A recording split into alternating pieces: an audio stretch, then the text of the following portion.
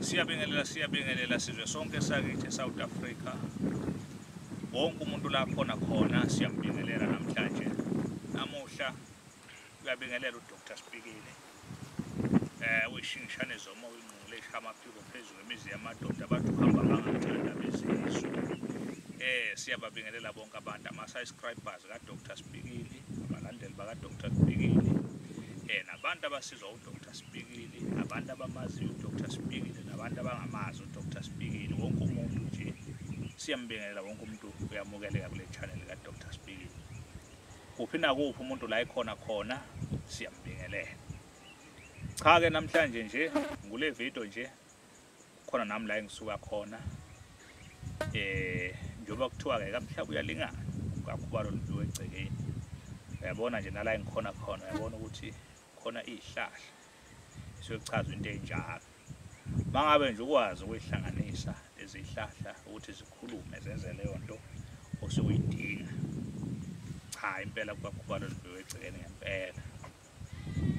Ngaphandle ke mangabe ungenalo ulwazi kodwa mangabe ukwazi nje ukuhlanganisa iyaphuma lento osukuyidinga.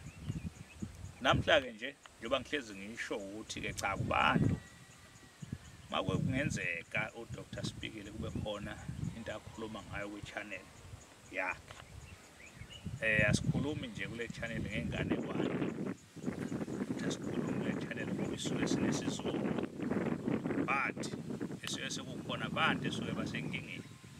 Noma sekukhona abantu esuke bengicelile ukuthi Dr Spikile kunento esifisa ukuyizwa.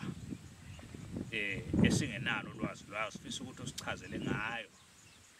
Bese ngiyabona ukuthi okay njengoba bathatha abangithintile futhi baningi kakhulu abasenkingeni efanayo. Yiko lokho nje njoba nibona ke isikhathi esiningi hlezi siqhamuka nezihloko kule channel. Ingakho sinxusa abantu ukuthi umuntu ofisa ukuthola ulwazi uDr Spikile akanawo umona. Angasubscribe nje kule channel subscribe emveni kwalokho ukuze mangabe siqhamuka nezindaba ukwazi usheshe uyithole ngoba phela mo subscribe kule channel kaDr Spikile once sakhipha ivideo la iyo reporter kuwena kuqala ukuthi ke njengamanje uDr Spikile useyikhiphile ivideo bese uyangena ubone ukuthi kuthiwani namhlanje. Balulekile kakhulu ke lokho ungazuzwe ngabantu bexoxela ukuthi hayi kukhona ivideo entsha ephumile kodwa uma ngabe nje wena usubscribe usiza lokho. Ilokho nje akuningi kakhulu. Namuhla ke abantu ke bangibuzile bakhuluma ngendaba yamafika lishona. Kukhona ke indlu la ekhaya sisenzela ekhaya kwaDr Spikile ukuthiwa amafika lishona. Bayazi ke abaningi amafika lishona sebeke bawathatha la ekhaya kakhulu.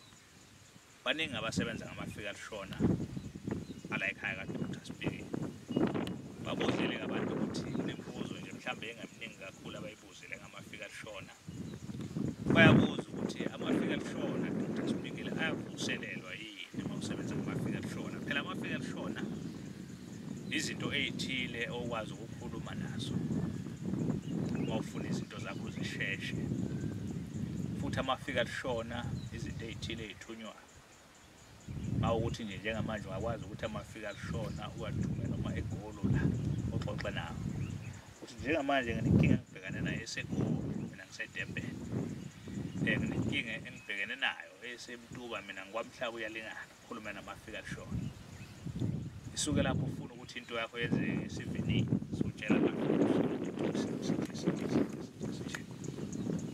amafika lishona ke kufana nento ukuthi into editha noma ungawusebenzisa umuthi kuthiwa geza ngalomuthi bese kusuka lapho kufakwa nalamafika lishona mase edwa amafika lishona leyo nto leyo isihamba ngesivinini siyashesha ngoba akusewona umuthi wodwa sekukhona esinye isandla sesikhona esuke sesingenile bese sekuyisandla sesibili noma ke ngokuthi suke sekuyisandla sesithathu ngoba phela mangabe sisebenzana mina nawe selaphana ufike kube yilento engunikeza yona bese kuba yimina bese kuba khona isandla sesithathu.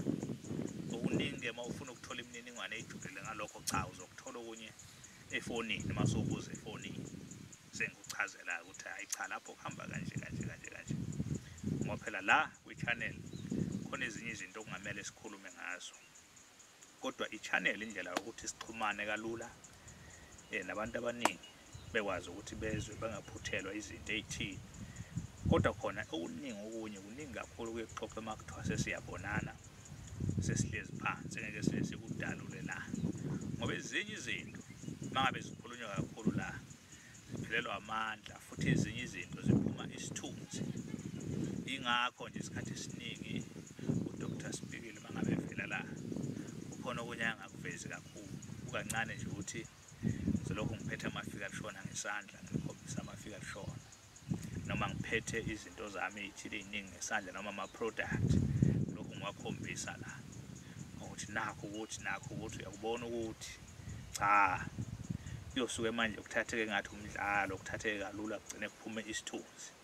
Kodwa izinto amakhamba ahlonishwa, ama-product ahlonishwa, ngoba noma ekhishwa enikezwe umuntu kuyaphahla kuyabikwa emsamo kulabo esuke basiphethe, khona nathi labo esikholeka kubo sicele kubo noma sizokusiza wena.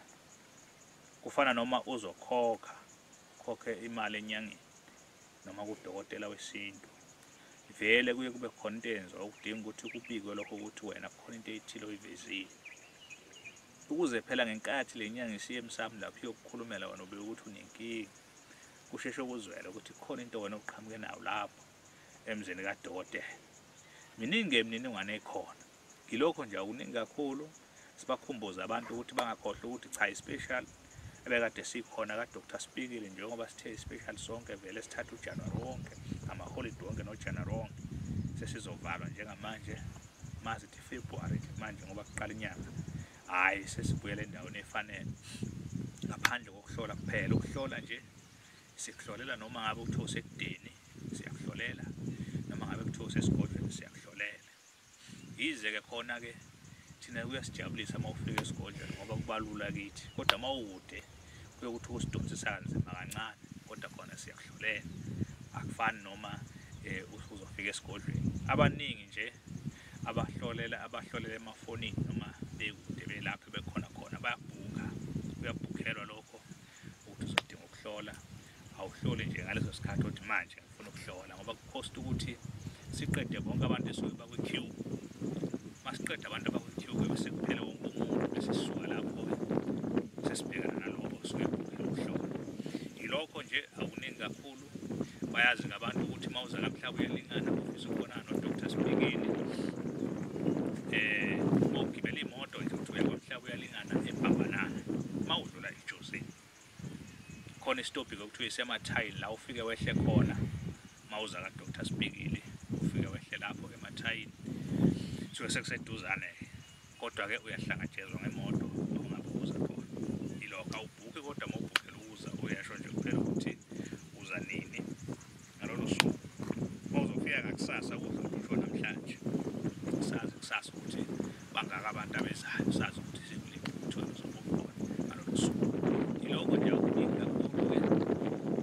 Okubaluleke kakhulu-ke inamba zikaDr Sibhikile nazi 071 106 9603, 071 106 9603, namba kaDr Sibhikile lapho atholakala khona.